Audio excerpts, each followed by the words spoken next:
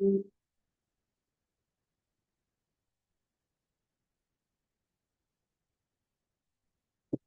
Aunt, how are you? Hope you're fine and doing good. Nandyagadde nnyo okuddamu nti kaale naye sinnavaayo nkyaliyo. I'm still enjoying life. Yes. Anyway, that was Peter, Uncle Musisi, Raul, and the others. Hope you are fine.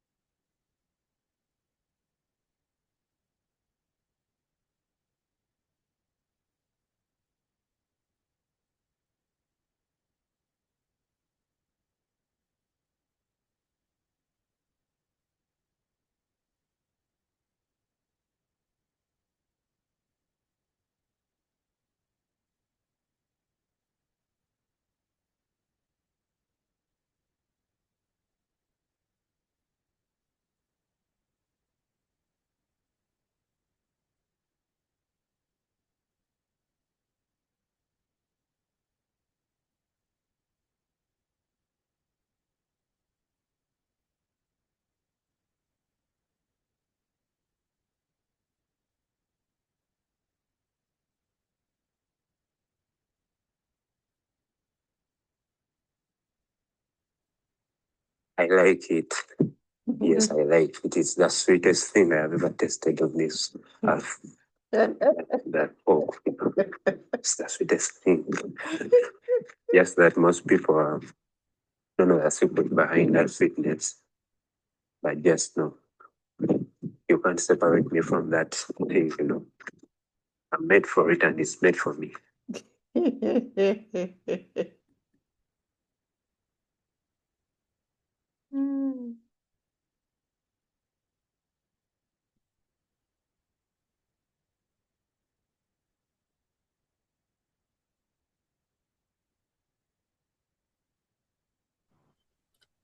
Hello, Mama. Hey, hi. Hi. Are we having the session just two of us today? No, we are early birds. Amen. Yeah. How are you, my dear? I'm blessed. How are you? I'm fine. Abazukulu bali batya? Abazzukulu balungi. Nabakubiddeko naye sinatuukaka. Bambi. Oli mu transit? I decided to first start off, then I would after we've started, I can start off. Hey. Yes, I had some work that my supervisor needed, so I was also finishing it up. And Okay. she's coming tomorrow, yeah. Okay. Here's the director of Soka Properties with us. Hello. Hi, Hi, director. How are you? I'm doing well. How are you? I am fine, thank you. Look at you. You're all looking good. Oh, just combed my hair. And here is the co-director. And some great people over there behind you. I have an entire clan right behind me. Oh, how are you, my dear? Yeah, well, Mommy, how are you? I'm fine. It's so good to Looking see lovely, looking fresh. you. Just You combed look my fresh. hair. Yeah. I was about to comment on your hair. It looks good. Great. Yeah, I just combed it. Say hello to Jaja. Hi, Saya, how Jaja. are you? Hi, Saya. How are you? Hii kaloyo ya kufanana nakumalayo. Eh? Yakufananira ddala. Brenda is online. Thank you. Yeah, Brenda is online. Oh, Hello, hi, Pastor Brenda. Moses. Hello, Brenda. How are you? I'm blessed. How are you, Pastor? Diego, thanks for the advance. Yeah, she's I got. was somewhere and they kept talking about you and Mama. Oh, where was Yes. that? There's there's a gentleman called Nate Net. Musta NAATE, Oh, and then also Joshua. They talked about you, Pastor Moses and Mama. Oh, wow. Yeah, they kept saying you're one of the churches that are pushing on and encouraging the members to do business. They oh. almost made our church look like the pivot of the whole session. And Ah, So that's Net. I've met Net. That's Net from Synapis, right? yeah, he was speaking about some estate he was buy from you, something like that. Yeah. So we've connected actually, and there's a time we had a meeting. I think from the pitch, he was one of the people that was given to me to mentor me through pitching. Yeah, we connected through Synapis. wow. Yeah, I'm glad he remembers me. Yeah. Yeah. So, Yeah. Pastor, today, I think we will. I think there were still some elements on Airbnb that we didn't finish last time, I think. Right. And probably people didn't have enough time to ask questions. So Questions. today I wanted you to just complete without being in a hurry. And Okay. I will compliment you with a deal analyzer. Perfect. Yes, I will share the deal analyzer, which can. Mami, as you talk about the deal analysis, Yes. the easy way to okay, like people here say, I'm in a meeting and you're going to go and work from there, okay? So the most people I think here call it broker, Okay. but like being a broker, a property broker, a real estate broker. Yes. Yes. But I think you is different kind of a property broker, one that does deal analysis. Yes. Yeah. I think it's, you become a broker, Yeah. but in order to be a successful broker, because here, there are people that you help to buy properties, yeah? Right. But then there are people you help to buy investment properties. Mm. And I think that is what makes the difference between, a broker, there's a house on sale, they look for buyers, you buy it. Right. But this one is one who helps people who want to invest in property Right. so that when they invest, they can see a clear return on investment. On investment. Yes. Okay. And obviously, when they do the calculations, because what I have is just a basic one, Okay. they would need to do a proper calculation on if it's an old house, Right. how much the repairs are going to cost to the T. Right. Right. In order not to, if you give somebody a bad deal, you lose business. Right. Yeah, but I don't know if we are introducing that too early in the system or I think it's good. I think it's good because yes. Mm. that's an arm to real estate Mm. and an arm that has not been done very professional. Yeah. Because most brokers are not as professional to that extent. Yeah. Yeah, yet, even like with the pitch I did for these soccer investors, that's Yes. all I do. I just give them a deal analysis, Hmm. and then they buy, because normally they just buy into. So I need to literally just become a broker, Yeah. but a smart broker who breaks down the whole profit system for them. Yes. So that Yeah, they really know what they're investing in. And then right. Timothy will take us through the investment club. Hi, Timothy. Yes. Hi, hi, hi, Hi. hi, Mama Christine. Hello, Pastor Moses, and everyone on the call. Hi, Timothy. It's wonderful to have you. I I hope don't know if my audio is very clear. Am I? it is clear now, but it started with being shaky. I hope that you have good internet. I'll move to a better location. Okay. Thank you. Yes. Yes, today I am without Rachel. Uh, she's traveled a bit, but she'll come back next week at the end before the end of the week. So I am alone. If there are any Oh, mistakes, cool. don't penalize me at all. Yeah. Do you plan to share a PowerPoint, Timothy?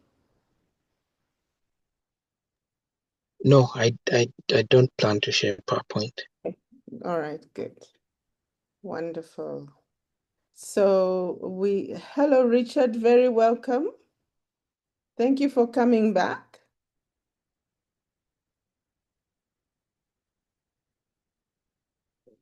Thank you too for coming. Good. So shall we wait for a few minutes? Otherwise, we will be talking to ourselves. Yeah, maybe 3 more minutes. I just wish that we would learn to keep time as Africans. I think that if we learned that, we would be very, very, very, very wealthy. Yeah, Yeah, Pastor, maybe you'll arrange one session on time management. yeah, I think I will arrange one session on the value of time. Because I think Pastor and Brenda, you remember Bishop Tudor Bismarck's session where he actually talks about each big person and the value of their minute. Hmm? But we don't value our minute. Yeah. And until you learn to value your time, you will waste a whole day when you could have been making millions. Yeah. Yes. So let's wait for a few more minutes and see.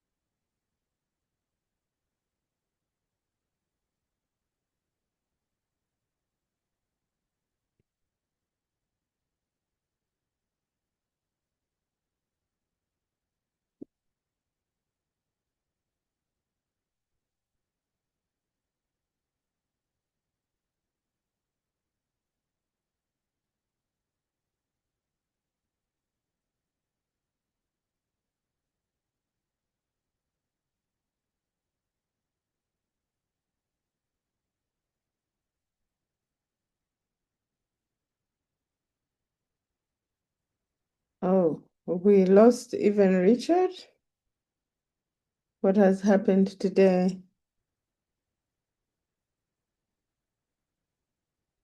Have people given up on real estate? Is it too complicated? So for Rachel, we have, I think, an AI and note taker. That's also for Maureen.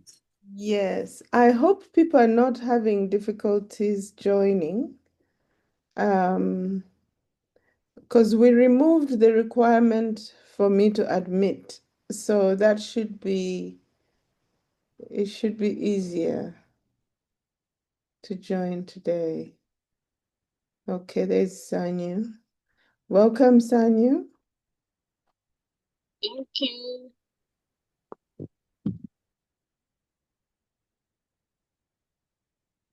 Yes. Maybe Timothy, can you start us off with prayers?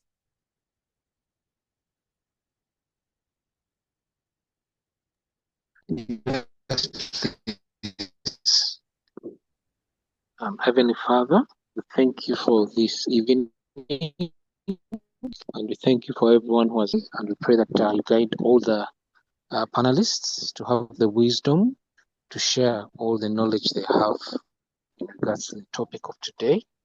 Thank you for everyone who has something to do and all those that are still caught up wherever they are in their different responsibilities. We hope that they can join us later in this call and guide us, Father, and bless everyone in all their endeavors to become better people and serve you in the name of our dear Lord, we pray. Amen. Amen.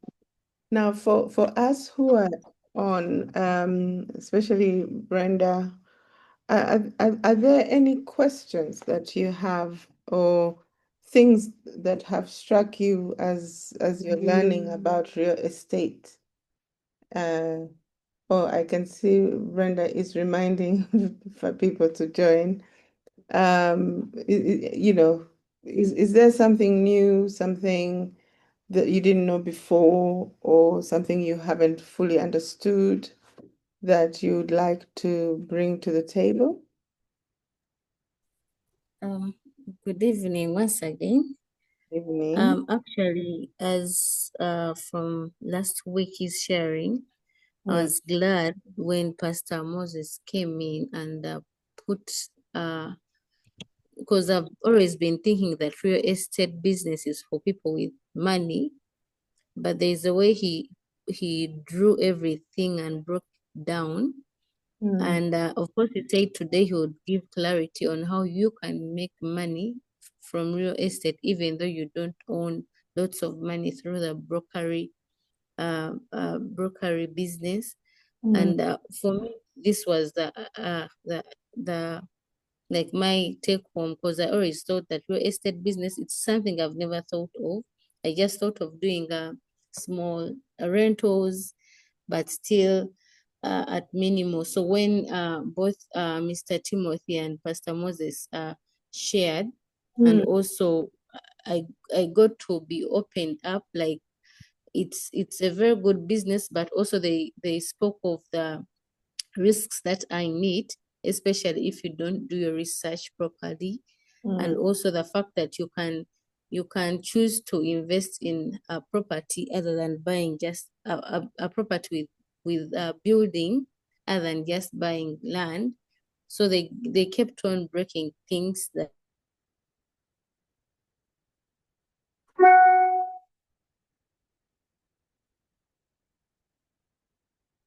Brenda, are you still speaking?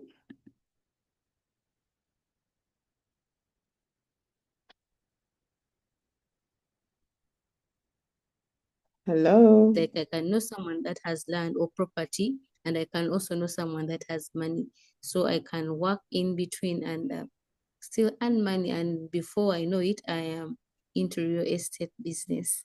So for me, that was my take home. So I'm excited to get to know the brokerage process, especially today that they say they would give clarity. And my pen is in my hands. Yeah.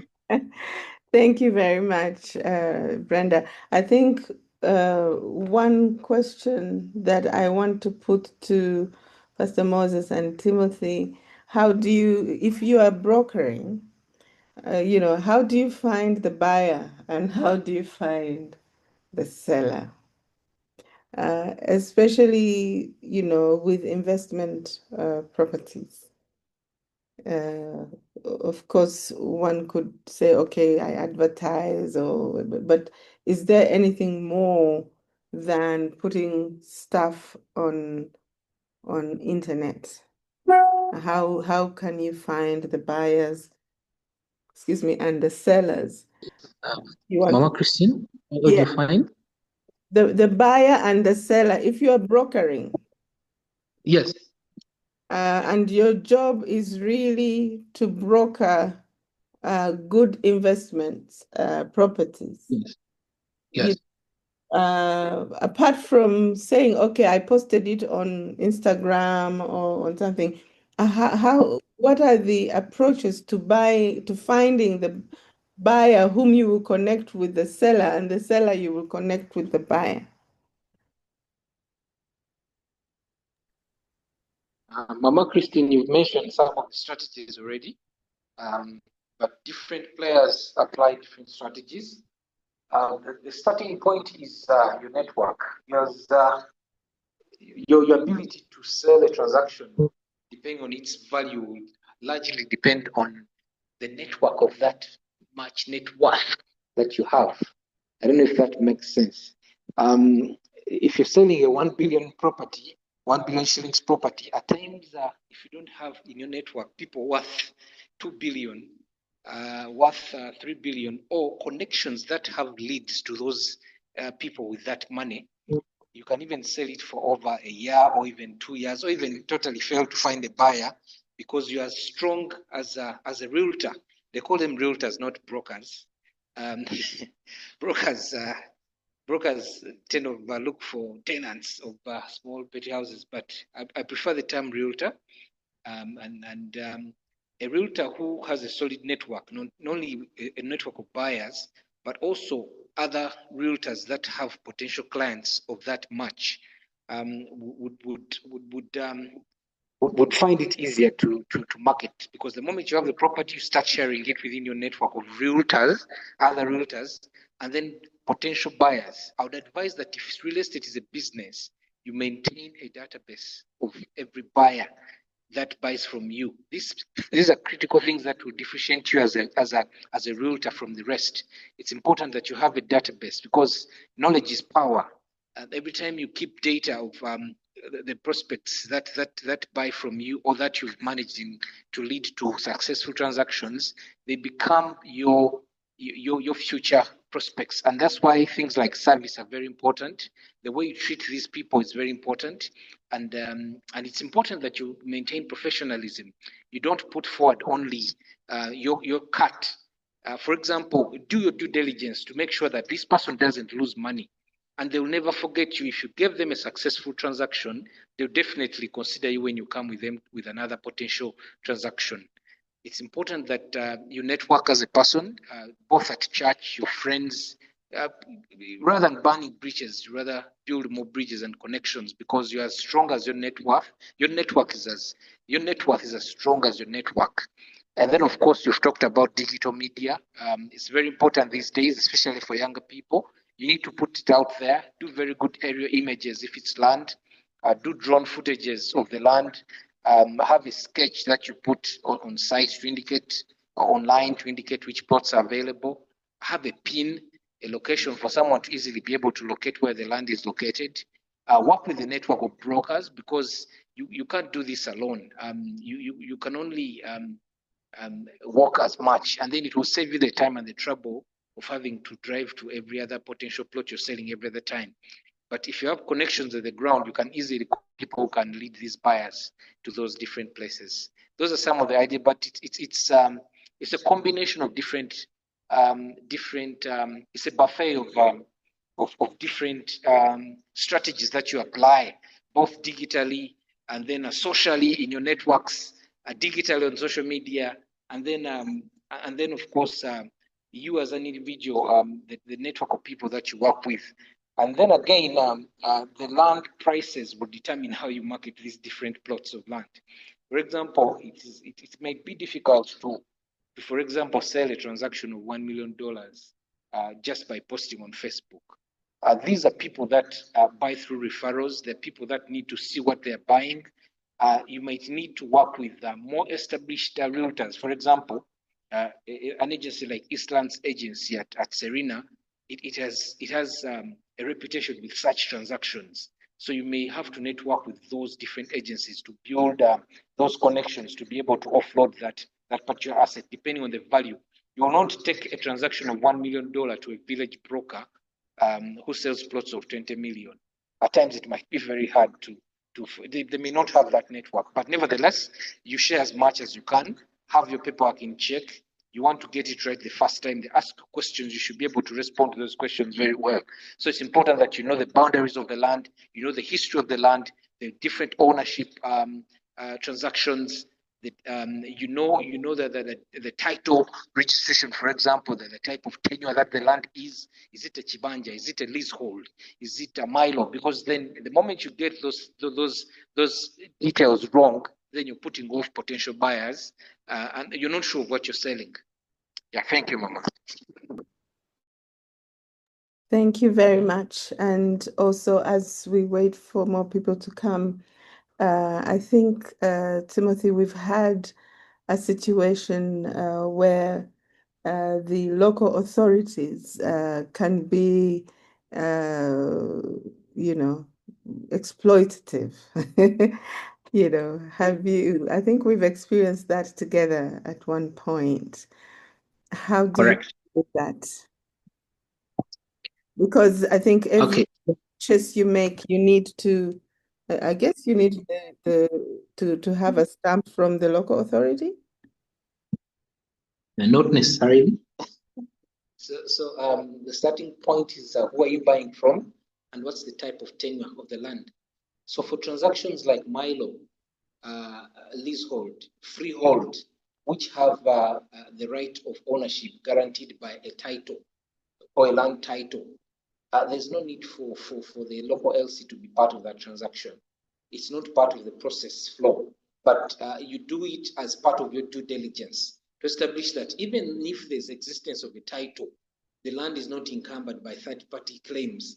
Those third-party claims could be Vivanja holders going to the LC, telling them that I have a Chivanja on that land. And I would encourage everyone who does transactions, regardless of whether you're doing a Milo title, a Milo transaction, or you're doing a Chivanja, to check with the LCs. It's part of the due diligence. Check with the neighbors. So for LCs that are exploitative, you need to know your information very well, because the moment you put it up to them that it's not necessarily that you have to. It's a sort of it's sort of a small token of appreciation for helping with the due diligence. But it's not that they can stop a transaction from going ahead as long as the buyer and seller have agreed. However, for Chibanja, specifically Chibanja, because this is where we have most of the problems.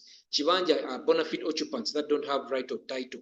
These Chibanja holders, it's important that you go through the LCs, because many LCs maintain a database of the owners of the Vivanja, so they can cross that particular ownership out in the book.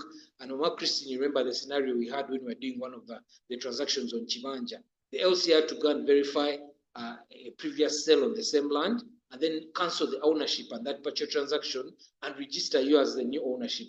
These are maintained just to maintain a law and order, and then peace and within neighbors. But as long as you do your due diligence very well, as the person been paying Busuru, the LC is just due diligence. And in particular for Vibanja, LC2s matter most. And you do it to protect yourself, because it's now you was given out the money. You need to protect yourself. That assurance of the LC with a stamp on the Chibanja, that Chibanja is now yours, and all that the Busuru has been paid and everything has been put into consideration, guarantees your ownership without any encumbrance and inconvenience from third parties, especially Vivanja. But if you're doing Milo title and you put it to them that just a consideration of a casimo or a thank you note, and they should be aware, then they will know that you're an informed person.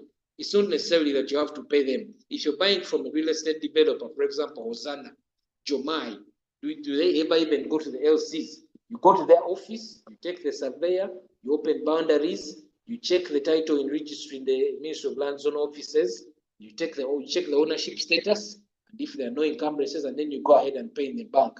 They never even pass at the LC's office. Going to the LC's for you yourself to protect yourself, the LC's will have information happening within the ground. For example, Jomai has had issues as an individual, as a company, and they could tell you that Jomai has conflicts. Those people there, they will give you a purchase agreement, but you might not get a title. Be sure that you're getting a title.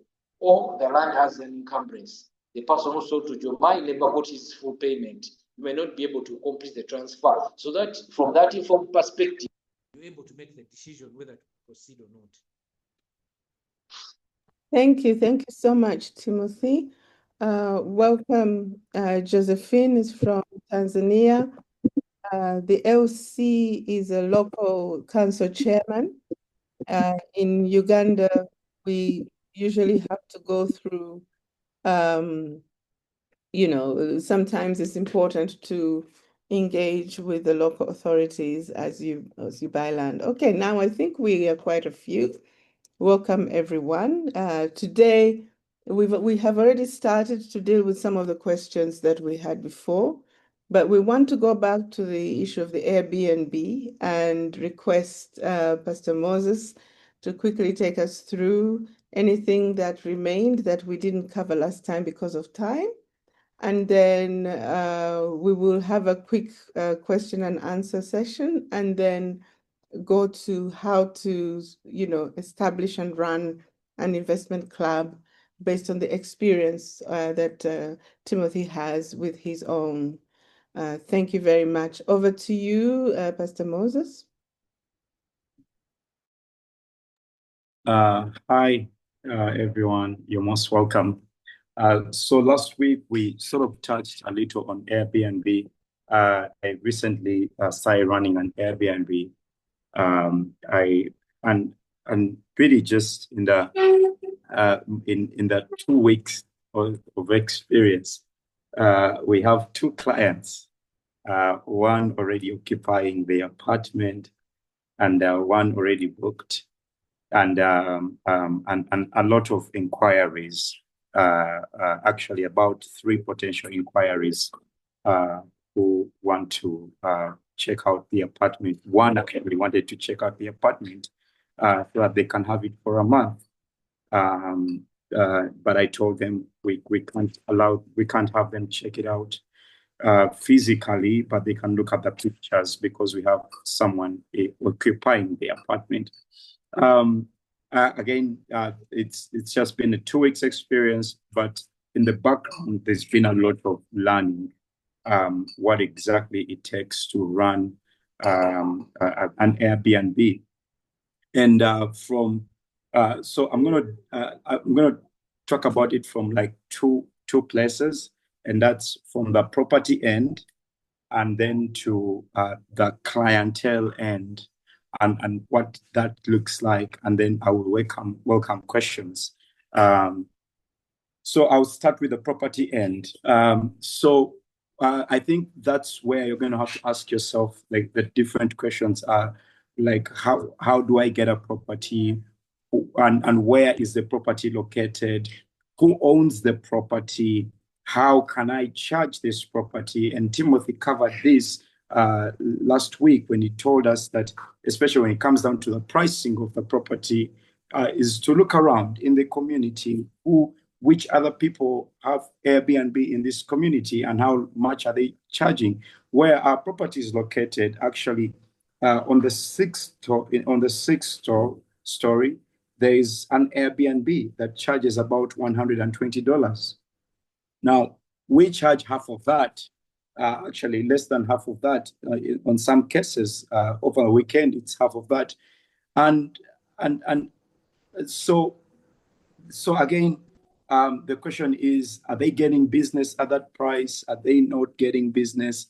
But at least it's good to do your study, and also find out, for the people who have paid that price, what are their comments? Because that's actually what I did.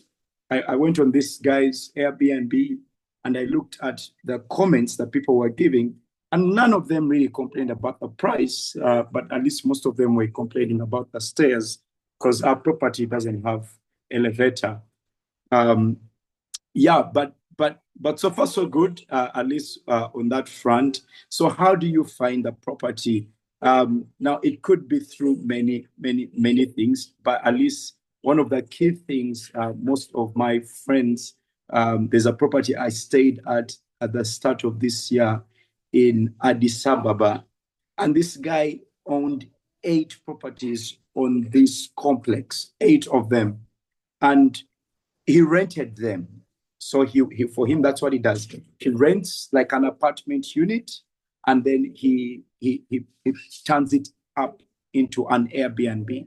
He furnishes it, and he makes his money. And I had a small talk with him just to really find out from him. And he said, you know what, in 10 days for every month, I make my rent. So for him, it's really to just push to make sure that he gets that 10 days for each apartment, and everything extra he's making profit.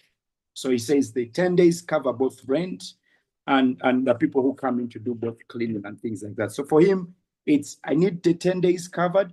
Once an apartment is covered for 10 days, I am in profit. Yeah. So that's like a bit of a cheaper model.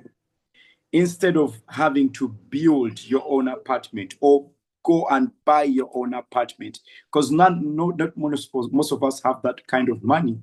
So the one that won't require, it's not cheap. Sorry, I called it cheap. It's not cheap, but at least it's not capital intensive. You won't require hundreds of millions, to just start with one apartment, set it up, furnish it, get beddings, make sure it's working, it's in a good working condition, and just then list it. Yeah, and listing is free. It's free to list on Airbnb, on Booking.com. There are about four websites that you can list at, and really just people will just keep coming to you.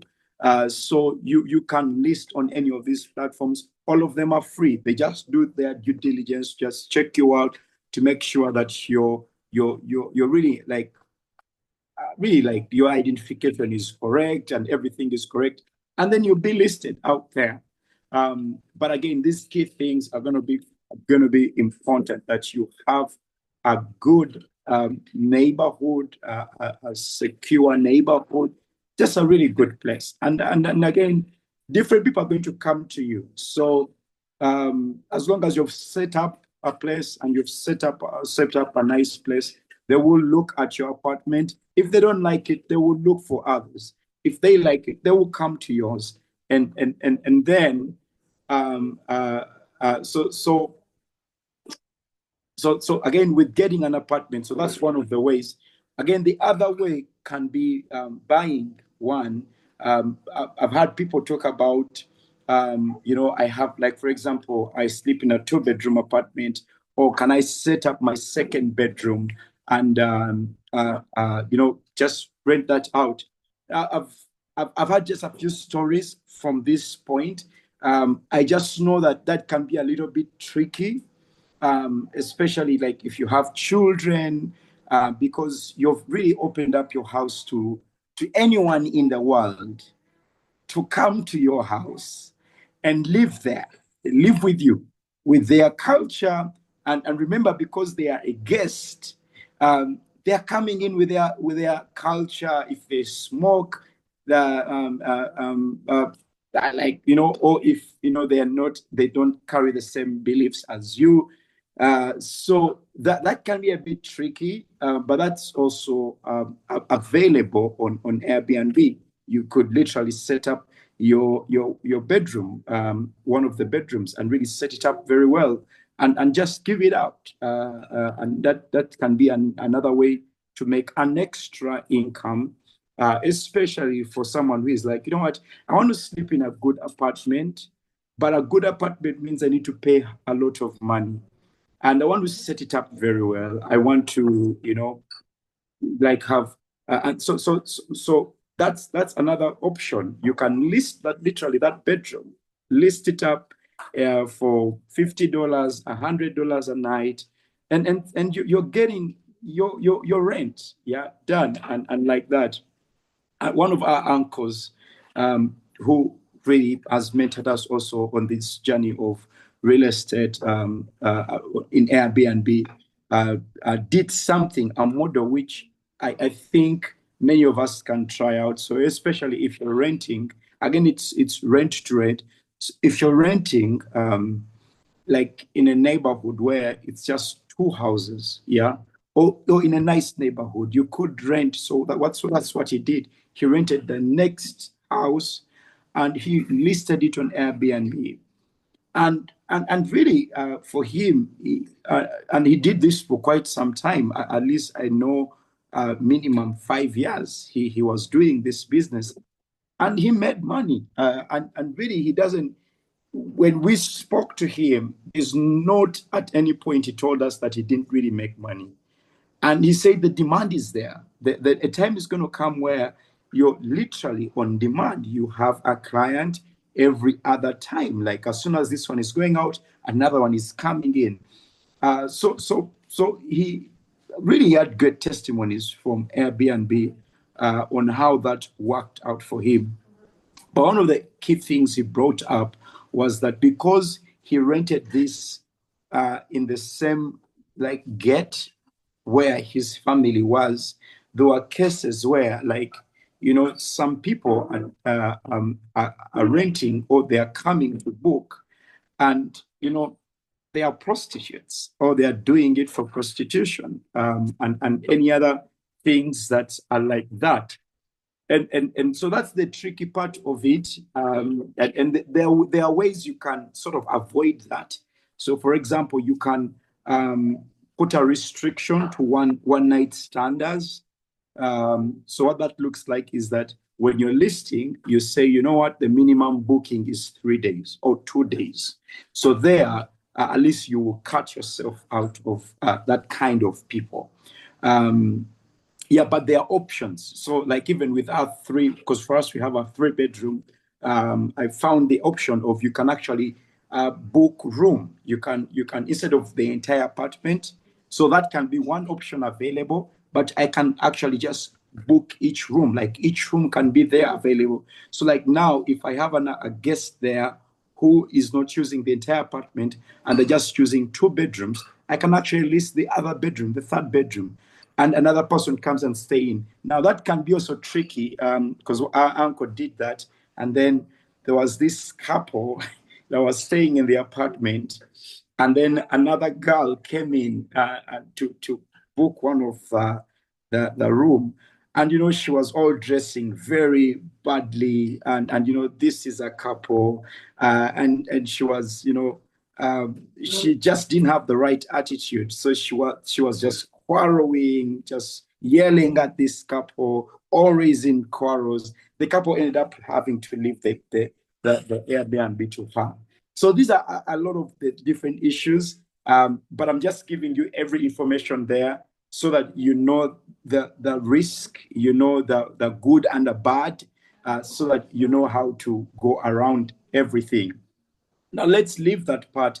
Let's go to, so the listing is, you really just get a Airbnb application, and you list. It's easy to list. It's really, anyone can do it. You can just go out there. Just make sure you have really good pictures.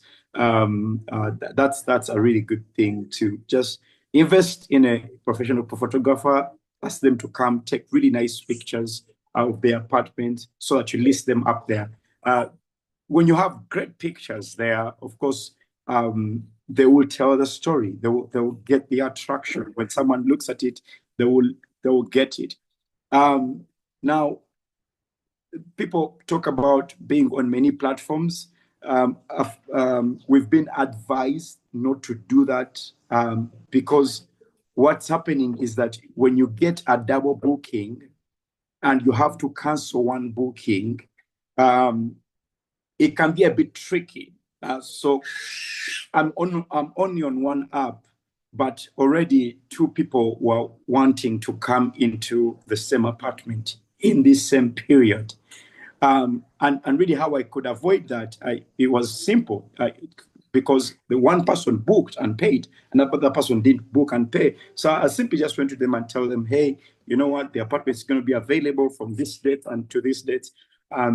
If you could just please book those dates before another person takes them out, I mean, that would be good.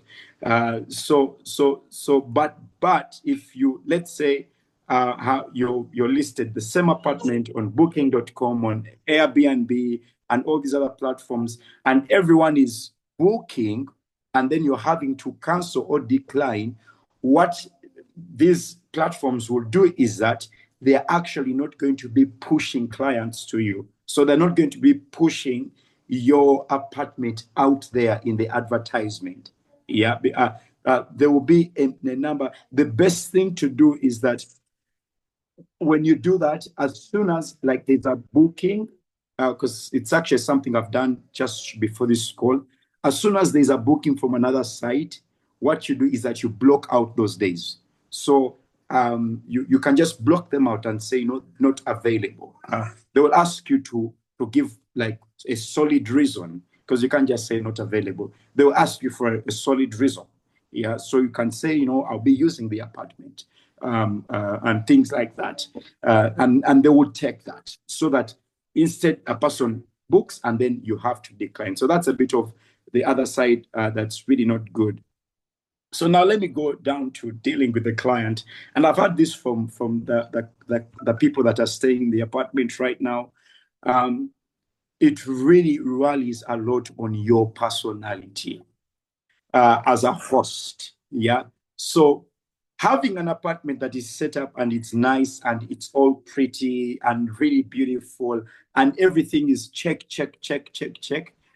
that's good. Now, if you have the wrong personality, I'm telling you, all that is literally not, it's useless.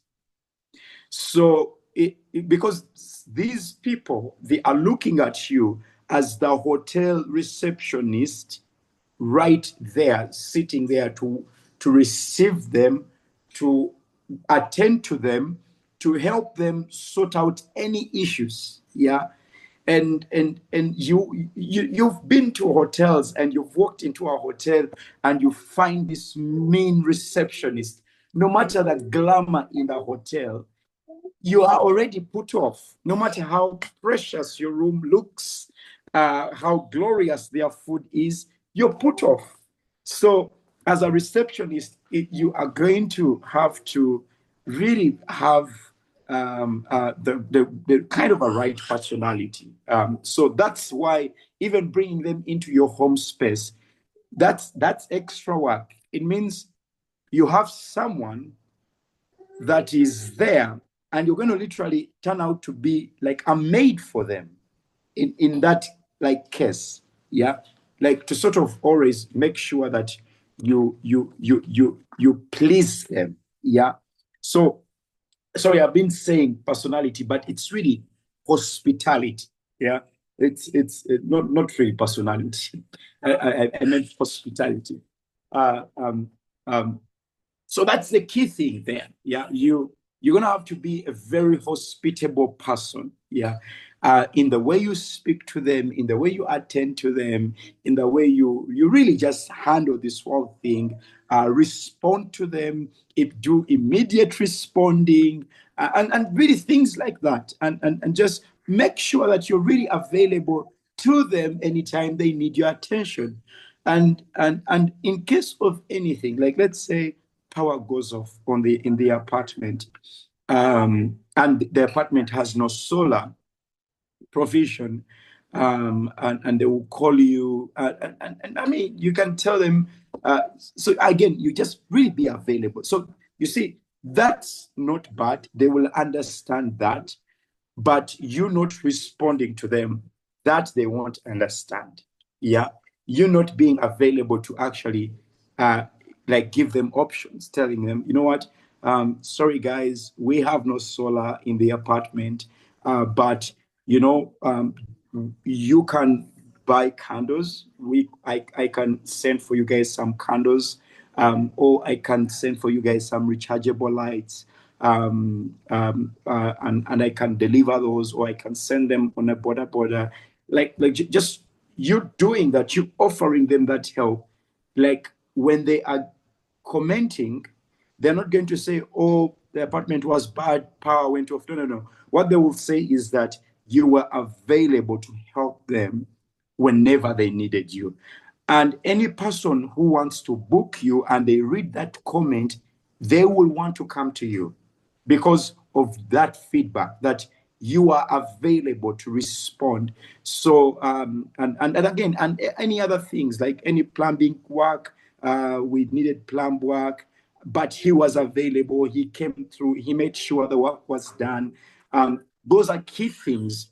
So not on the bad side, but they are also good things because they show them that actually, because problems will happen, no matter how perfect a place is, problems will come up. But how do you respond to a problem? So that's all part of the hospitality. So anyways, as I finish, so that we can allow in any more contributions and answers. When it comes down to like handling the people away from the apartment, it comes down to handling the people away from the right personality. I think also when you find yourself at a place where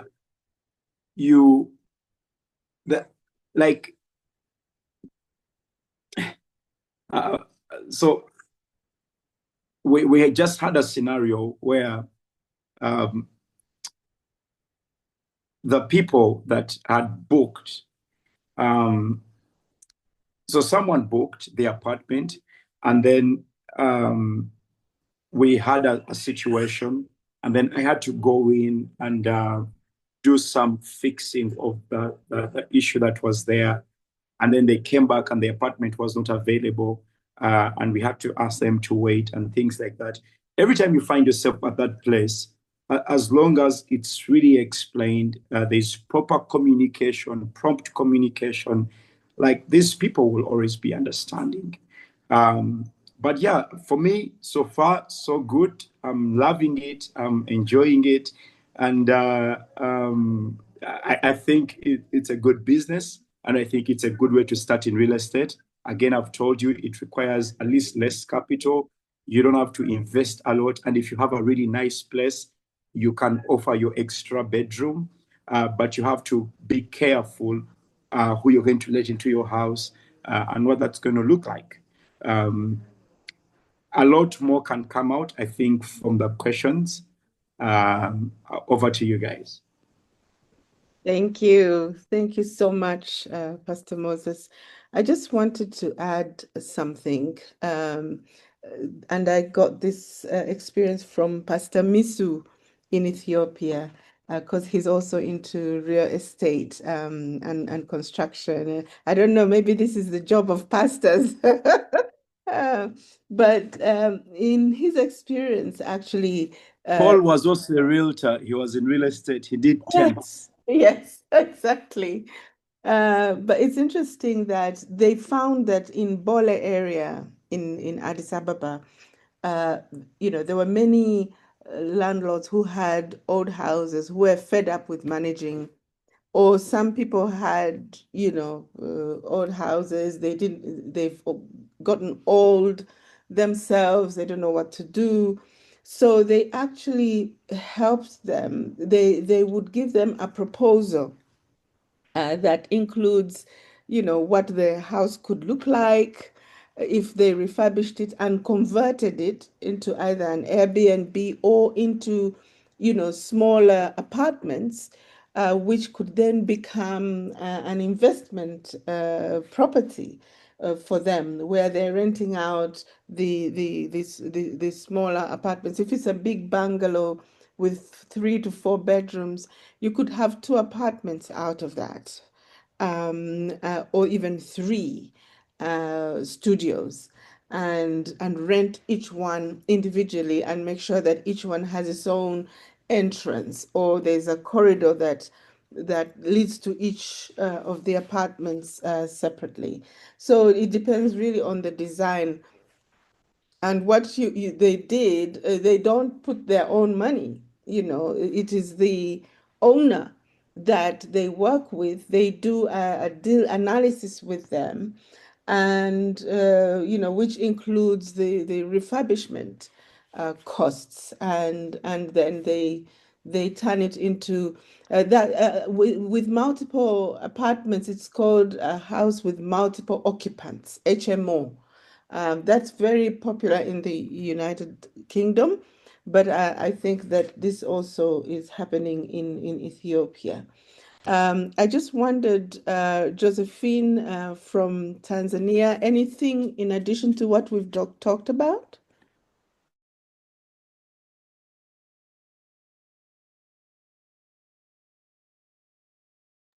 Josephine?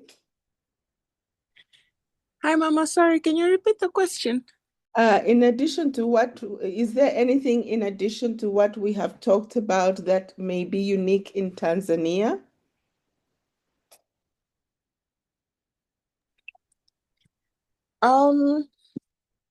So far I could say, sorry, I was on stairs. The only different thing is that you also need to check the laws of the specific country, because, for example, recently, about 1 week ago, our revenue authority has started charging taxes on Airbnb, and also some of the landlords are restricting the tenants from renting to other people. So you also need to check the type of contract you get when you use that loophole. That's all from my side.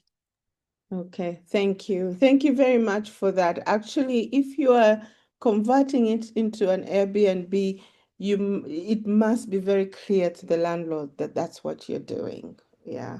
So that they don't find out afterwards, because most contracts do not allow subletting their properties. Any questions, colleagues? Does anybody have any further question before we go to the next agenda item? I don't see any questions. I was going to go through a deal analysis with you, but I think it's too much of a detail at this point in time. But for those who want to do like what Pastor Misu has done, or if you want to do investment brokerage where you want to help somebody who's hesitant about investing in a certain property, who wants to run it as a rental or as either a long-term rental or as an Airbnb. There's what we call a deal analyzer or a deal analysis, which helps one to determine which property to invest in. For example, these are two different types of investments in Kenya. This is in Lavington. There are two one-bedroom apartments together, and there's another a two-bedroom apartment in Enaki. Enaki is near the United Nations, so it's very prestigious, really prestigious. And that's why you see that here you have two one-bedroom apartments which cost 12 million, and one two-bedroom apartment which costs 20 million. Now, the purchase price for the apartments, while the market value is 12, the purchase price is 11,800, meaning that even as you purchase, you're already getting an equity in the property before, right at the point of buying. And I think Timothy can explain that better. And here, the achievable monthly rent, I was surprised to see that the two single bedroom apartments fetch a lot more, at least 40, almost 36,000 more than the prestigious apartment. And it's always important to really weigh these. And also, how much money do you put in case you don't have a mortgage? Because most of them, these are new properties, so they allow you to pay over a period of time without interest. But there are tax and legal fees. You pay a lot higher for the expensive two-bedroom compared to these small ones. And then for furnishing, maybe it would be the same. Although in experience, actually, 600 is too low.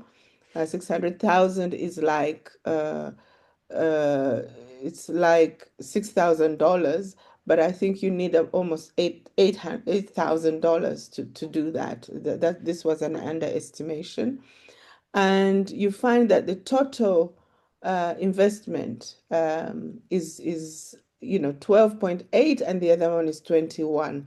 Then you look at your monthly expenses, the management, the maintenance, the voids, the service charges, and then tax, which in Kenya is 10%.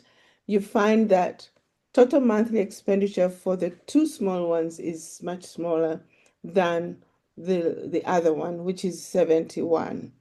And the return on investment, the monthly cash flow, which is rent minus expenses, you find that you are way higher in the two apartments than the two bedroom. But the only value on the two bedroom is probably it's in a very nice prestigious compound, and that is why its service charge fee is 35,000. It's very expensive. And then annual cash flow, again, is much higher here.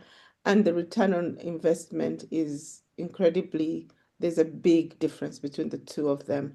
So when you're advising somebody, for example, who needs, to refurbish, you go beyond furnishings and then you add refurbishing. If you add refurbishing here, these were new developments, but if you add refurbishing, then the amount of investment increases, but probably the price would be much less.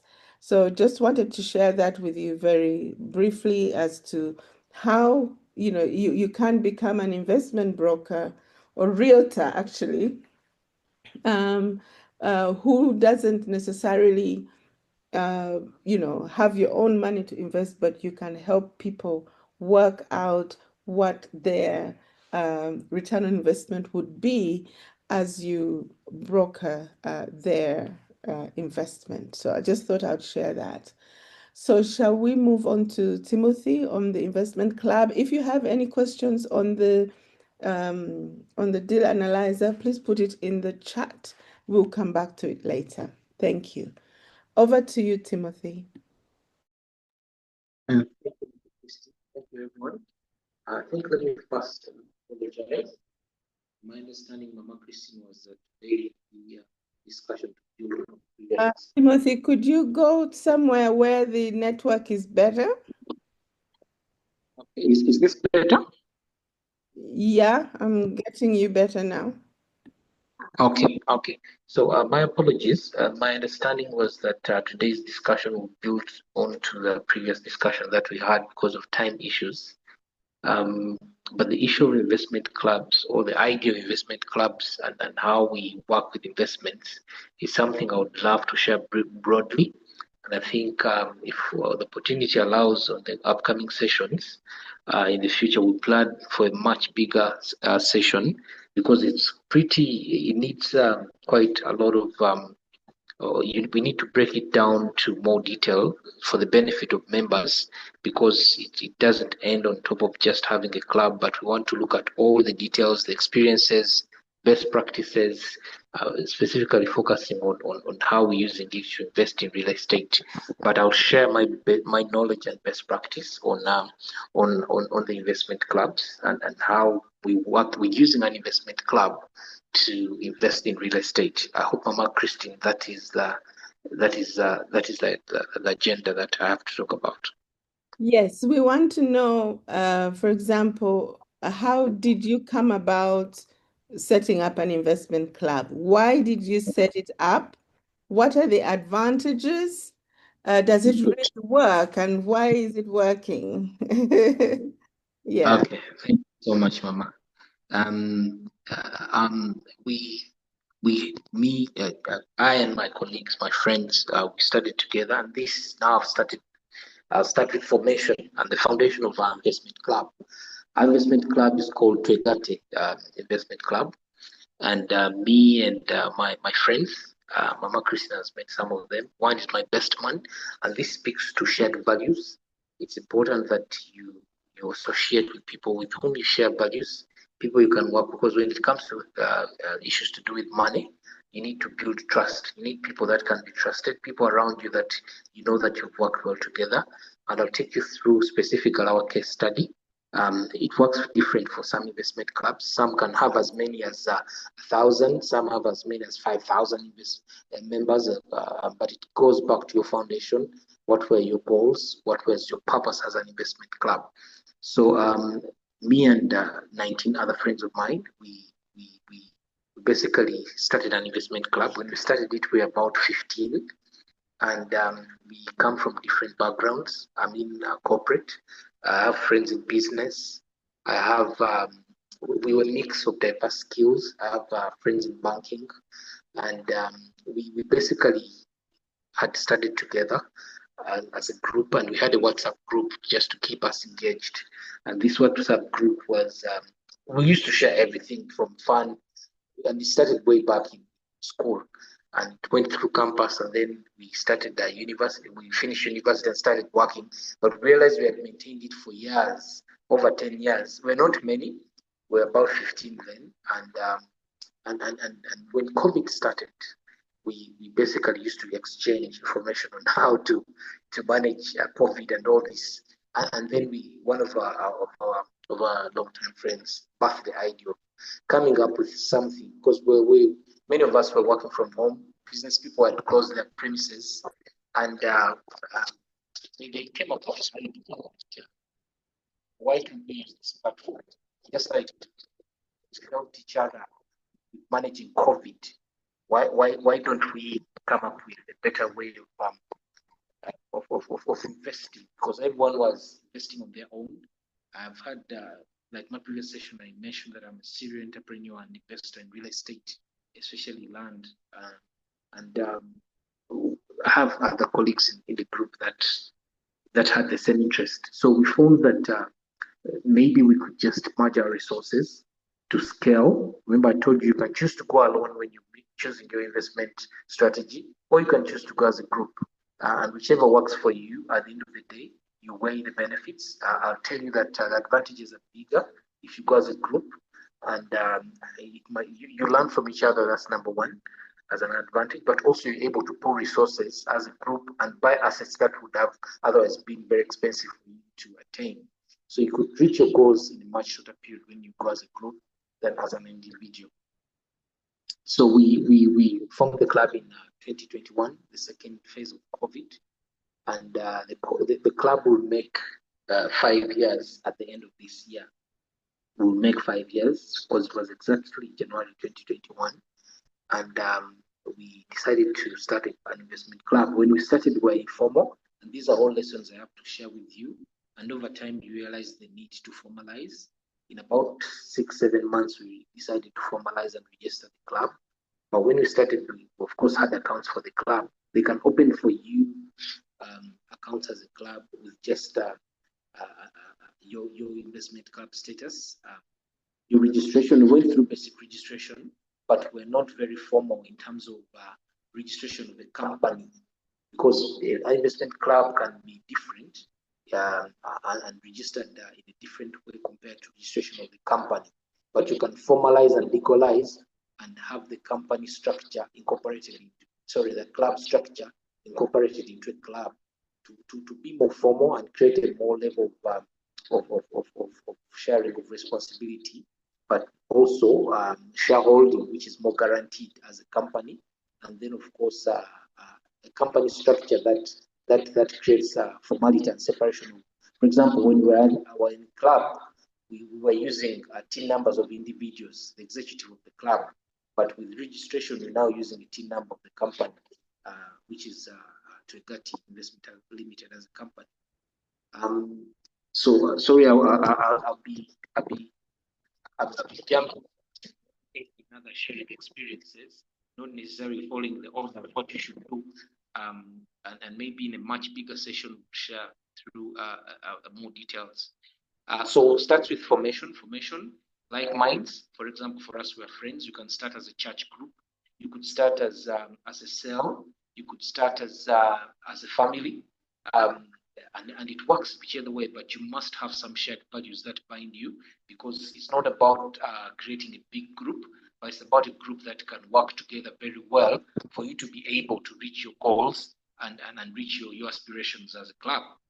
Ours was doing more with our friendship and investing, using our joint resources or using our experiences and diversity and our long friendship to use that to grow investments and also strengthen our social capital, not only economically but also socially, because we realized as we are growing, some were getting married, and the discussions were now the engagement was reducing. If you used to hang out and go and meet as friends, when you start a family, you reduce on those because you have more engagements. Either you're working or your family is taking part of that your time, and you need to build a more social.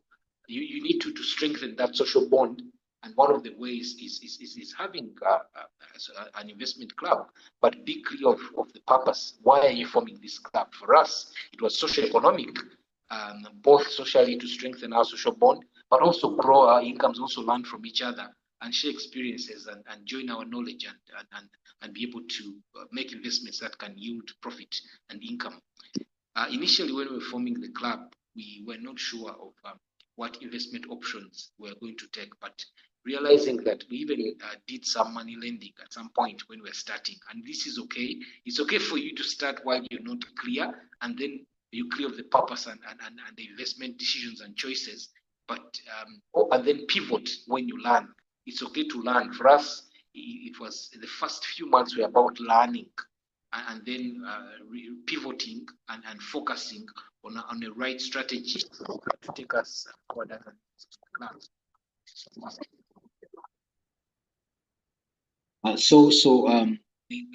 We formalized the club, registered, opened bank accounts, and then chose to focus primarily on buying land. And in our first year, we were first collecting money. Initially, we thought we'd do a minimum amount. We'd say we started with a minimum of 500,000, and the membership was then 15, and then we chose to bring in experts. With the remaining 5 memberships, were very intentional to look within our networks and fill in a kind of membership that will cover our knowledge gaps, also support us in running the club. And if we look at the rest, and then of course gender balance. Initially, the group was for boys.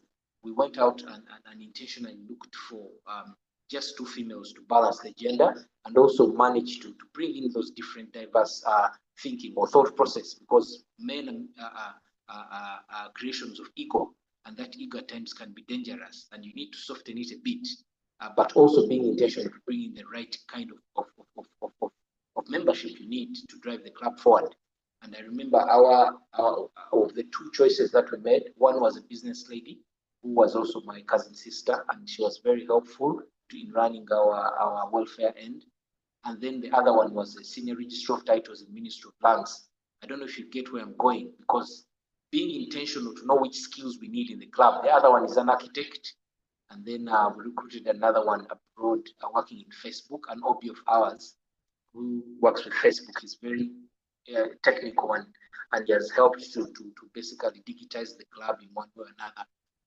So we were very intentional with the skills that we needed, brought a surveyor, and then we sealed the club at 20. 20 was to drive us in the 5 years as we learn, because it was a learning journey for all of us. Many of us had been in other bigger clubs and things had fallen out and things hadn't worked out. So we are very intentional about the number. We wanted to put it on a manageable scale, which we could work with. But for you could scale on 100 as long as you can manage. It's up to you and the colleagues that you work with. But we chose to intentionally end it at 20 to allow ourselves to learn to work with each other before we scale and bring in new people from different backgrounds and different characters. And so far it's working well for us. We also removed deep into the year of formation, we removed the cap. And since we had registered as a company and your equity in the club was determined by your contribution to the total fund. For example, any person who could afford $1 million could bring $1 million. Right now, our largest member contributes 15 million per month. And by removing that restriction and formalizing, being very clear of how that helps, it drove people. If you could afford 500,000, it would be fine. If you could afford 15, it would be fine, because the sharing was very clear with the company. Your total contribution to the equity contributed your value of the shareholding of the organization, and then it also helped in the profit sharing. If we invested in an asset and your total value of the fund is 20%, it means when we sell and you still hold 20%, total profit of the total profit sharing, you have 20% of that profit. So that we kind of made it a very easy model that your value of the total fund or your percentage holding also determine your income when we do sell an asset.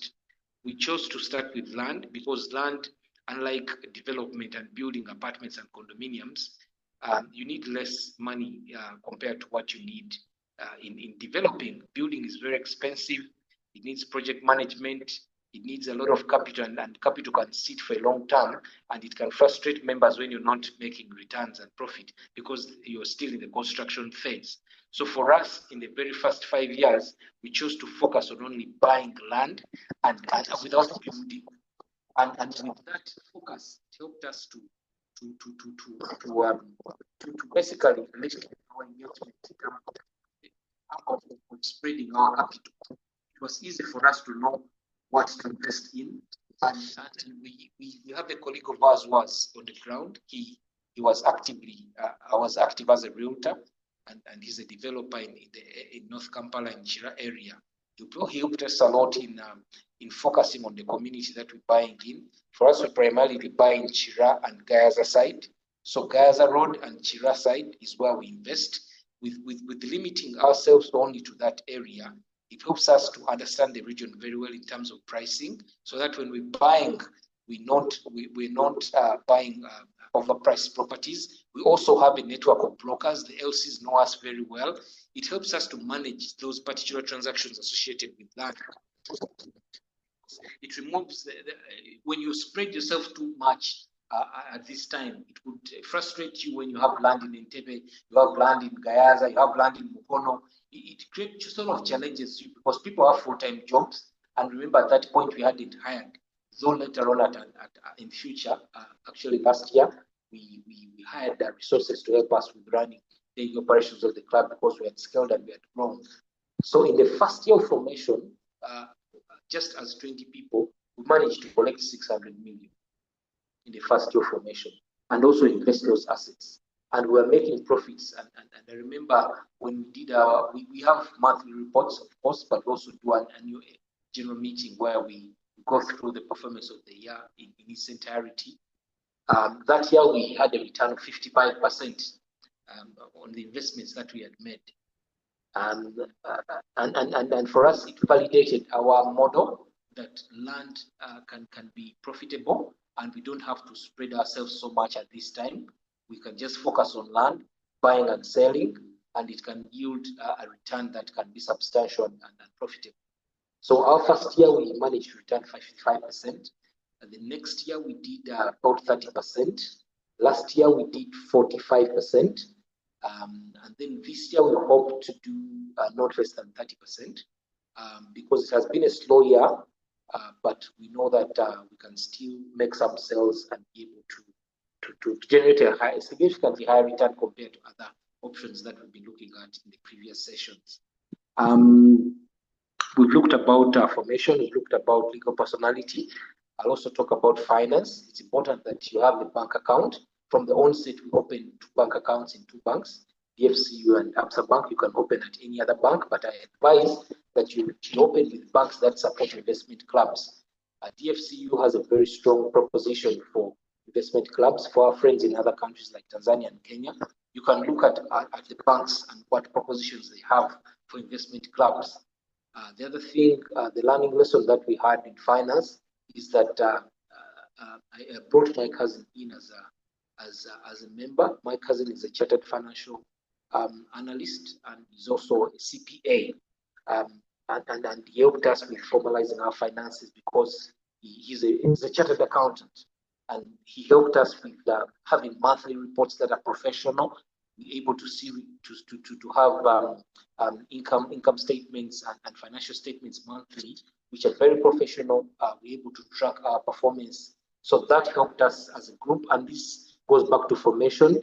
Have a diversity of skills, put in skills that are going to help you with running the club without having to hire extra hands, because that is a cost you give. If you have to hire accountants, you have to hire surveyors. So for us, that helped us when we recruited like minds to help us with some of that work, except for services that we have to pay for, professional fees, land searches, and all those other things. We have a lawyer in the club as well.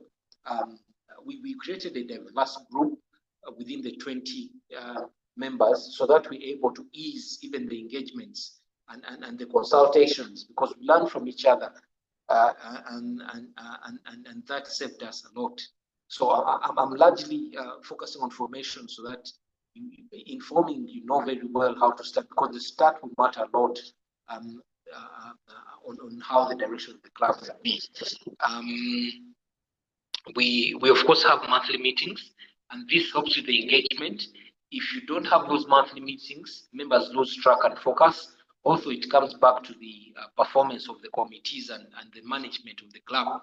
If they know that they have to be accountable in every meeting, it creates some sort of performance driver, and they, because they know at the end of the month they have to count.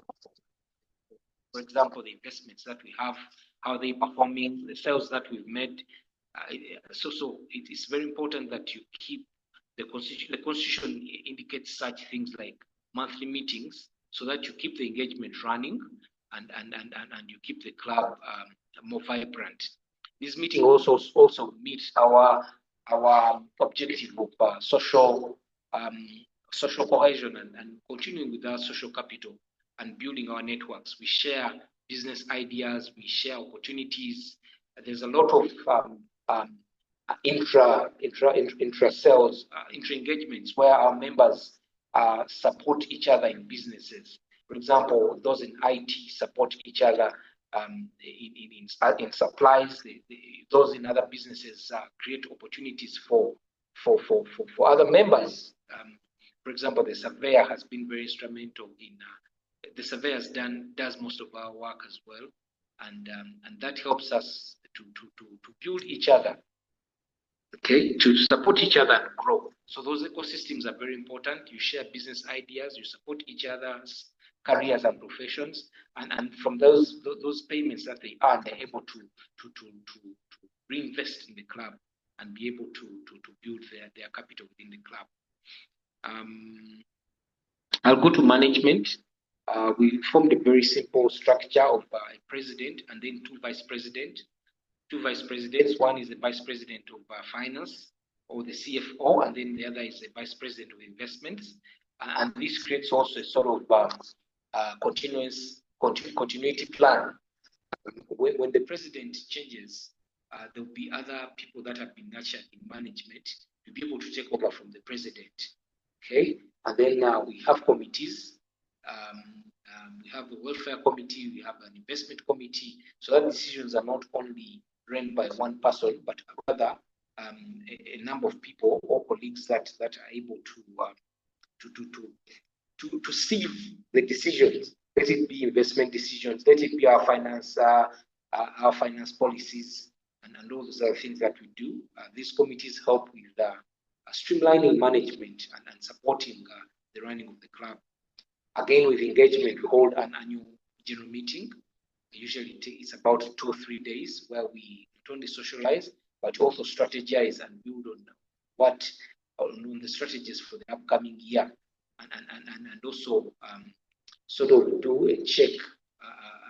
We check what decisions we've made, what investments we've done, and check ourselves in terms of the decisions that we make. Our investment committee is led by an experienced colleague of ours who has already in real estate. He's a developer in North Kampala. He has a portfolio of more than 15 billion in investments, personally owned as an individual. So you would see that for him is the club again to not only share knowledge, but also create the social pressure. Otherwise, he can single-handedly manage his own investments. But he has been very instrumental in building us as individuals, sharing knowledge. He has a network of brokers that help us to sell the land. He's always on the ground to check the integrity of the transactions that we're doing, check the viability and see if they're profitable, check whether we're not making losses. In processing titles, he's able to run around the land offices. Remember, we also have a senior registrar of titles who helps us with the processes, any changes in lands. If you have issues with titles, he's able to call colleagues and he helps us out. This has been very.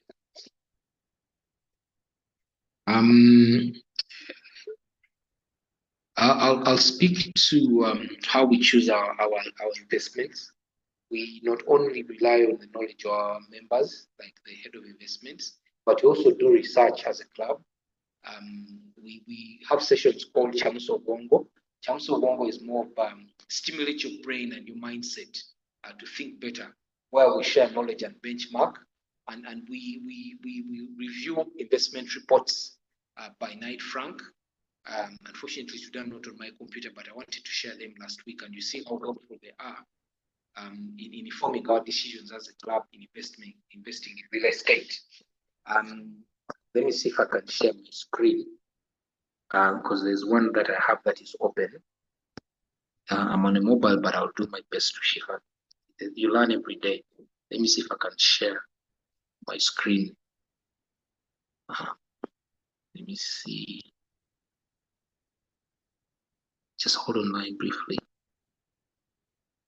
Okay, is everyone able to see my screen? Yes, we can see it. So can you see that document from Knight Frank? Yes. So this information is available free of charge online, and the Knight Frank is one of the biggest real estate managers, and they do a lot of research. They have a fully fledged research team that does research for you. So this is a report they published in 2024, the first quarter last year, which shows Greater Kampala commuter towns. And for us in our investment decisions, we rely on such research because this research is very important. They've done the work for you, and as a club investing in real estate, you need to keep abreast with the players. For example, for us on our website, so on our social media, we follow important handles like Greater Kampala Metropolitan Development Authority because they help us we follow infrastructure trends. For example, if we know they're going to construct a road, like when they're going to do the Kasangati road, we bought a lot of land on the Kasangati Matuga road because we knew that infrastructure stimulates real estate. So it was very instrumental for us having this information, knowledge of which roads are going to be worked on, and then reports like these, which show you the greater commuter towns. Remember, when you're buying land, you need to know your market. Who are the buyers, prospective buyers? If you're buying for people who are middle class or people going to commute every day, they're boarding taxis, you need to have a good supply of infrastructure. The plots must be accessible. You must know the places which are on demand, which places are being bought by young people or by people buying land. This report is from Knight Frank, and it shows you commuter towns like Gayaza, Nabingo, Matuga, Usika, Kasangati, Mukono. This can help you in knowing which places to buy from, and they show you their proximity to town. They show you that, for example, so I'm on the phone. If you're Ginger Road, Namanve Chilinya is 15 kilometers, Seta 20 kilometers, which you can know by yourself, but there are those places in such proximity, but they're not on demand.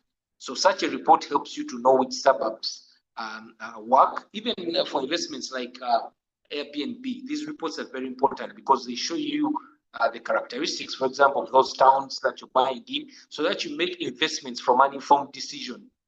You understand? So this report, for example, on this page, it has key roads and infrastructure upgrades that are going on. It shows the Busega and PG Expressway. So if you're a person buying in PG, you'd know that this is something that will stimulate growth in real estate. And the more the demand, of course, the higher the margins that you make on your land, and the easier for you to liquidate those different transactions, because people are attracted by good roads. They're attracted by good schools. They're attracted by power lines. They're attracted by the supply of water. So such reports are very important. They even show you the average pricing of transport. They'll show you the plots, the cost of plots in those different commuter towns. They'll show you the estates. They do for you a cost-benefit analysis of staying in such towns, because these are your unique selling points when you buy land in these places. These are what you sell to your potential buyers. For example, you're posting on your social media handles.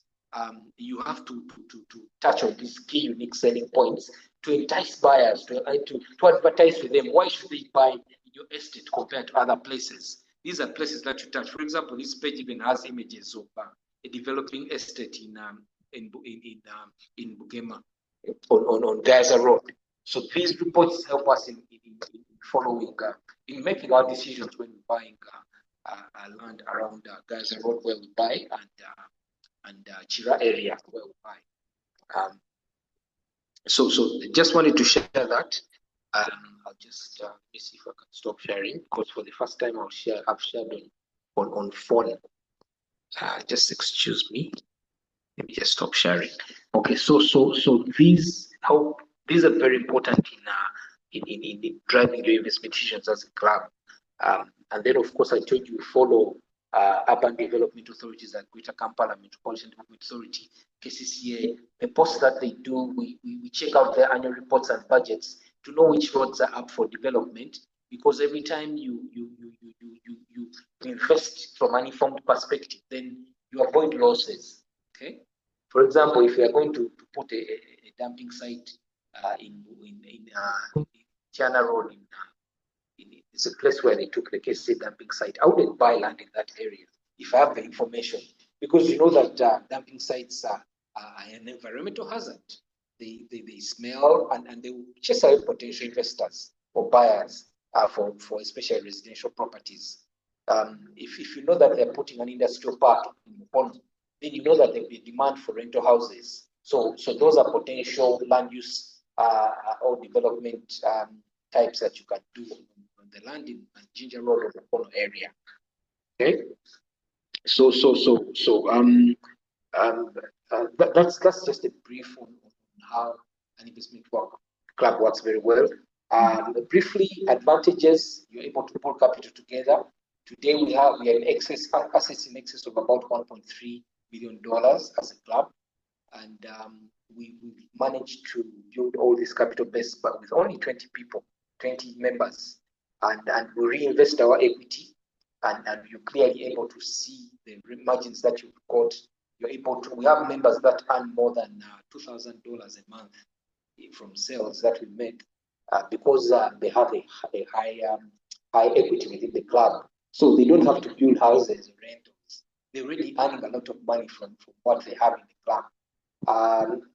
It's not only good stories. We've had one hiccup in the 5 years that we've been around. We bought land, we did the due diligence very well. We transferred the title, and the moment we cleared the house that was on the property, that same weekend, another person came and put a perimeter wall. It looks like all they were waiting for was for the person to remove the house, because you need a court order for you to demolish someone's property. So the moment for us we did the work for them, they came and put a perimeter wall with over like 100 men and soldiers guarding them. So real estate can be a double-edged sword. We have done all the due diligence. And I tell you, it is one of the lowest points that we've ever had. We have experts in lands. We have a senior registrar of titles in lands. But land grabbing is a serious thing, and it happens. So at times, even for us to consider character, we do our due diligence. You go to the LCs and check. But we did all of that, and yet still, a land grabber came and fenced off our land. We managed to go in court. We went to court, but land cases are very, very, very, very tedious because, first of all, judges delay them because they don't want to make decisions that will come back and bite them. And then there's an interest from different parties. So we were fighting with you can imagine a staff in Ministry of Lands. I can't mention the name, but this person was a commissioner of human resource, you can imagine. So every registrar was fearing to touch our file. And we have a senior registrar of titles in the lands, in the club. But they were also advising us that my job is at stake. We're almost losing the land. Sorry, I'm almost losing my job because the lady has put me on pressure. She wants to send me to Cotido. You can imagine if the person goes to Cotido, then they put them away from their family. It's like telling them, you've been cut off from your family, you resign. And these are challenges we're going through as a club until we reached a point where we proved our case, and then the ministry went into mediation, and they put us into a compensation fund where now we are waiting to be compensated with part of the basically going to compensate us, and because we did whatever had to be done to validate that the land was true. We even transferred the land in our names, but this person came and fenced off and then made subdivisions fictitiously when we had the title in our hands. So land can be a double-edged sword and so many other things. Benefit occupants, vivanja holders. You buy your land and then someone claims that they are vivanja holders, or they block your road access. We've not had such. We've only had that one hiccup, and it was intended. It was clear that it was fraud, and we managed to get out of it. But you can imagine, it demoralized so many members that we spent almost an entire year when people were checking the decisions. They were questioning whether they were doing the right thing. But the moment they learned that we did whatever had to be done as management, and we never left any stone unturned, and we proved our case because the person who had sold us the land was actually a very public figure who was known, and he managed to fly back. And we went to CID, they checked the signatures, that the other person had wrong signatures on the file, but being a senior person in government, they phoned him off saying, okay, let's compensate you. And these things happen. You imagine if you've had capital sitting for 1 year, and then they tell you compensate you, you're making losses of that capital. You may not necessarily gain a handsome profit in that particular transaction. And we had bought this land for 100 million. And so far we've only received back 200, half of the money. But we hope that we'll be able to get all the rest because now it's well documented. We're just waiting for release of budget to the ministry and they compensate the balance to us. But any other person, ordinary person, you can lose your money. You can end up in court. So at times, our decisions are informed by even the character of the people we're buying from. Okay? If we didn't have an honest vendor who came back and said, I never sold to that person, would have lost our money. Okay? But being in government, we also didn't want the case to prolong. The first 25 years, it breaks down our club because of the court case. We settled to go into mediation and we refund our money. And that is what happened. So these are ideas to share with you because it's not all glory, but also you know that there's a potential that you can be defrauded and you end up losing your money. Yeah, I think for now I'll end there. But in summary, it helps to work as a team.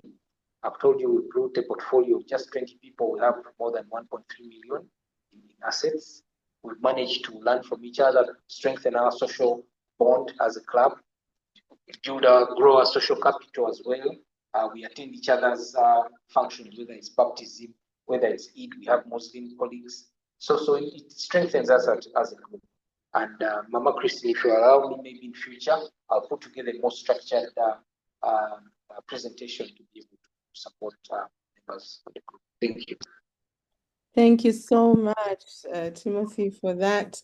Really, this is amazing. And I was happy to learn that you started from 500,000 per person, and then those who had more could put in more and have shares according to their investment. That is really amazing. So I think Brenda was asking, how can somebody who doesn't have big capital, start in this process? One, you can start through an investment club. Two, you can start as for example, an Airbnb manager, as Pastor Moses said, without making investments. So there are those two options, because what we are looking for is for young people who do not yet have big monies, where do you start? And Timothy, I had a question for you, but I think you answered it later, that you have actually started to share dividends in this club. That's correct? Because Yes, that's good. So yeah. we gave ourselves a target of retaining capital or equity for 5 years, and for us, our income is shared every time we make a sale. For example, this month we made 3 major sales, and we have a monthly meeting this Saturday. We'll be able to distribute the income and then retain the capital. We haven't had any withdrawal. And at this annual event this year, we'll be able to take out the revenue and income, and if you wish, but we want to just diversify and scale and see what other options are available for us besides land, and continue to grow the capital, because most of us can afford to feed our families at this point. We don't want to put up the money. Thank you. Thank you so much. Any questions? I think Brenda said that hers were answered. And whether you're in Tanzania or Uganda, if you are really interested in setting up an investment club, please mention that in the chat, because then we can have a deeper dive and conversation into that. I think we would have a very specific session for those who want to set up an investment club. Yes, Pastor Moses, and then Josephine. I was putting up my hand and saying I'm interested to join one. Okay, then we will. INOZA Investment Club Oil. We will form one here in Uganda, and then Josephine, I think you had put your hand up as well.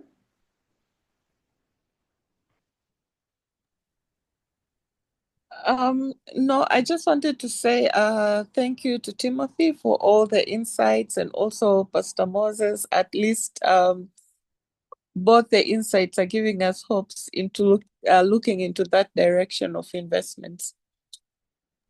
Yes, thank you very much, everyone. Yes, so we've had from this call, I think it's Pastor Moses that is interested. I am also interested, and hopefully, Timothy, I don't know if you can be part of 2. Even Annette is interested. We can have a more detailed session where we can. Hello. Yes, who's speaking? Sorry, this is Peter. Hi, Peter. Hi. Hi. Yes, I had a question to Timothy. Please go I think ahead. I didn't get it clear in terms of how you started. Did every member contribute a fixed amount throughout the journey before you officially launched? I just wanted to get that clear. Okay, thanks, Peter, for that question. So at foundation, we set minimum 500,000, and of course, the very first month, every member contributed 500,000. But within like 2-3 months, we realized that if we are to scale and grow, we shouldn't limit members' capabilities. because the more capital you grow, then you might not even need the numbers. You might not need to go beyond 20. Like for us, we realize that even with 20 people, we can do more because we had members that have quite good sums that they can put aside in an investment club. And we agreed on minimum of 500,000, and it has been like that. So if a member is not doing well, because we have people that are formally employed, they have jobs, that's the minimum they usually put together. And I'll tell you that 95% of our members contribute a million and above. But it's not, as long as you have the structure to show how the revenue sharing and the profit sharing is used, members will be encouraged as long as it's clear to them how, if one contributes more and the other contributes less, how it adds up. And then also don't also look at it at like, for example, for our club, it's not only that the members that contribute more money enjoy the best. Besides the income, we all treated as equal in terms of other engagements. And then even the members who contribute less are very important, because you find that they're doing other work that puts the club together. For example, they're managing welfare, they're managing operations, running to the field to see that the tractors have graded the land, doing all this other work. Everyone is very important. As long as you have mutual understanding and you have shared sort of values that bind you as a group, and you can have cohesion and move forward very well. Thank you. Thank you so much. Annette? Thank you so much, Timothy, for sharing these insights. I have two questions. One, how often do you share that? The dividends. Is it maybe yearly, and is it paid out, or it stays in someone's account to grow their savings? Then secondly, I belong to one investment club where we are also using their member savings to borrow. Is that also a model you are using, or it's strictly investment? Because we have challenges on debt collection and that kind of thing, which makes us struggle. Yeah, thank you so much. So thank you so much for those important questions. So when we're setting out, we chose to retain any dividends or any revenue that we make. So the process is that every month, if we make sales, we distribute the income. Okay, you're able to see of the profit that was made on a single transaction. How much did you earn based on your percentage contribution or percentage share of the total value of the fund? And it's as simple as that. So we have members who have maybe 10% of the fund, 5%. It depends on how strong your contribution is. But one key thing to note is that you need a strong person in finance to manage your finances, so that it is very clear there are no errors whatsoever, to be able to show these reports, because we meet monthly. And for us, we said we'll be able to start taking out cash after 5 years. This is the running of our 5th year. And those that you can choose to retain the equity or the as retained earnings, or you choose to take out your dividends at the end of this year.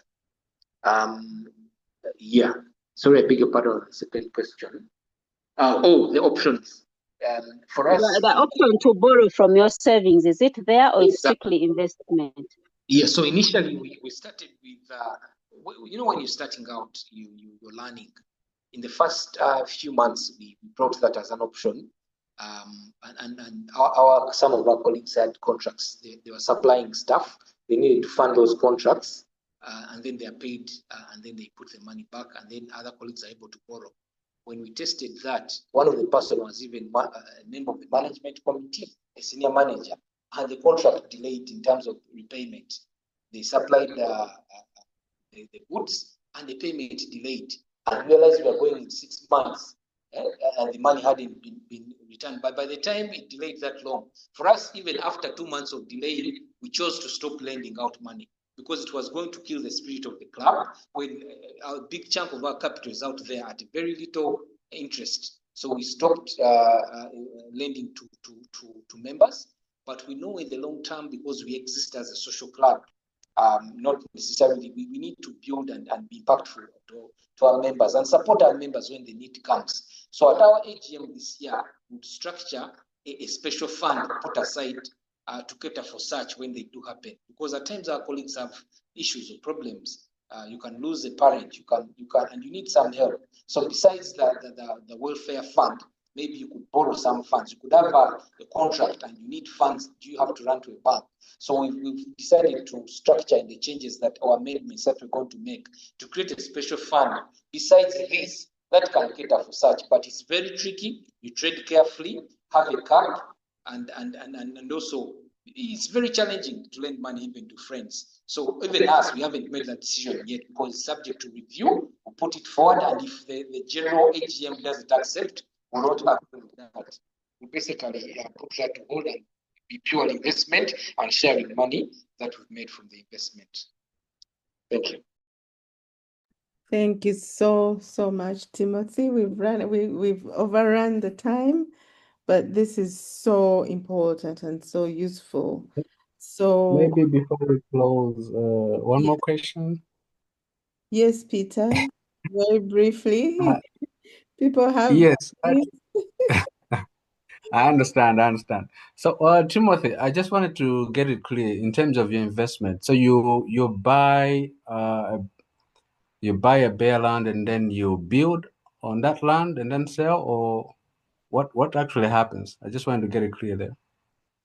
Okay, so again, we haven't started building. We are buying bare land. We usually buy a minimum of half acre, but half acre has to be very prime for us to consider it. We usually start from an acre and above. Last month, our recent acquisition is 2.6 acres.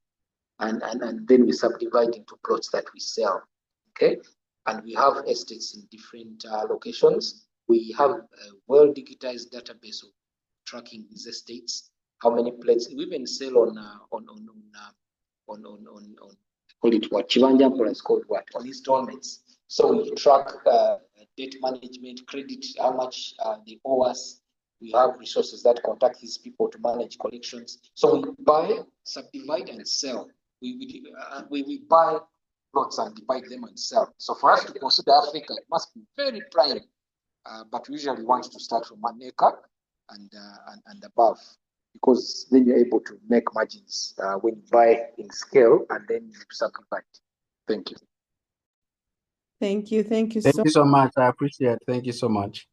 Thank you. Now, if you are interested in pursuing this further, either in Tanzania or Uganda, please write in the INOZA WhatsApp, or write to Rachel or to me and let us know.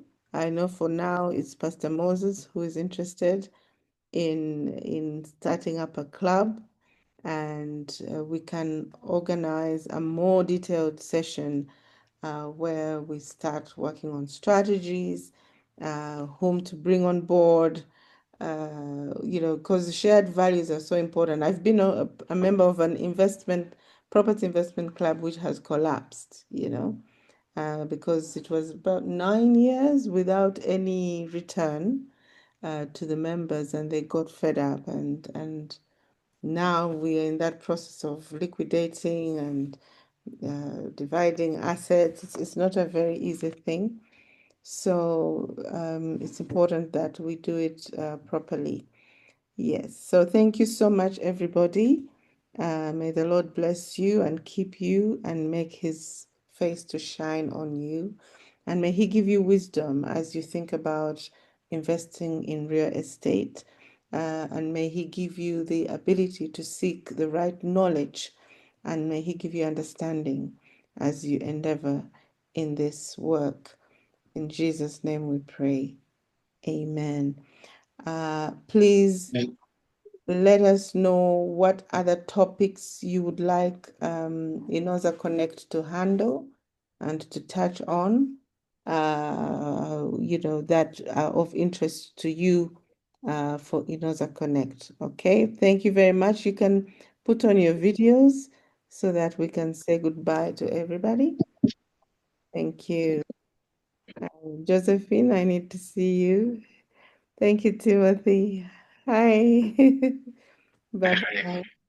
Thank you, Annette. So much. Yeah. Great session. Thank you, presenter. Okay. Thank God you, bless. everyone. Thank you. Bye-bye. Yes, bye bye.